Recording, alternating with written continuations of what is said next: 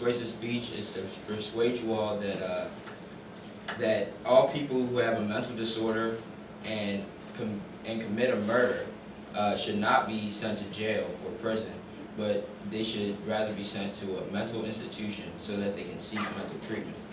So what is a mental disorder?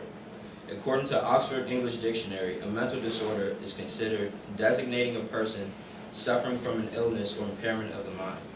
In many situations, mental disorders can play a huge role in murder cases. So according to the National Institutes of Health, the influence of today's society has forced people who are mentally ill to hide their condition in order to prevent being stigmatized and discriminated against. This could lead to dangerous situations where people who have mental disorders, they may hide that mental disorder so that, and this could cause like a buildup and bad stigma to around other people. So what that means is that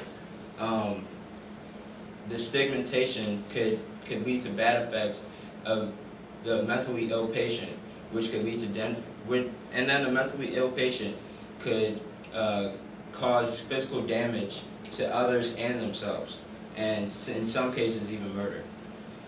But eliminating this discrimination could definitely prevent any dangerous situations happening and any murder occurring. A common disorder that can lead to these violent situations is schizophrenia. And according to National Alliance on Mental Illness, schizophrenia is a serious and challenging disease which often interferes with a person's ability to think clearly, to distinguish reality from fantasy, to manage emotions, make decisions, and relate to others. And many times, people with schizophrenia in many murder cases end up actually committing that murder, and they're unaware or incompetent mentally of knowing that they committed the murder. So in the Supreme Court case of Eric Michael Clark versus Arizona, a young man named Eric Michael Clark, he was on trial for committing a murder of a police officer, and his defense stated that he was mentally incompetent and he had schizophrenia, and they proved this time and time again in the case, but he was still convicted of the murder. And I feel that if he was sent to a mental institution, he could have sought treatment, and he wouldn't have to be sent to prison. And according to Columbia Electronic Encyclopedia, the purpose of prison is to obtain retribution and punish a person for their wrongdoing.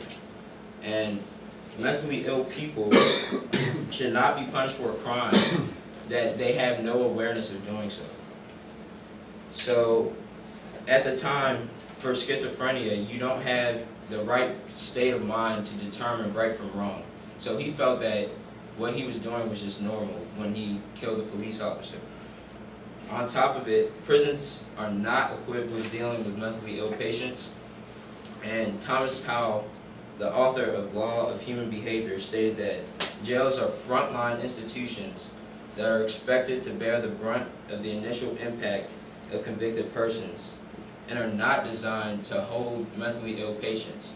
So this could lead to crime within the prison system because people who are schizophrenic and don't get treatment can continue to have like violent crimes and different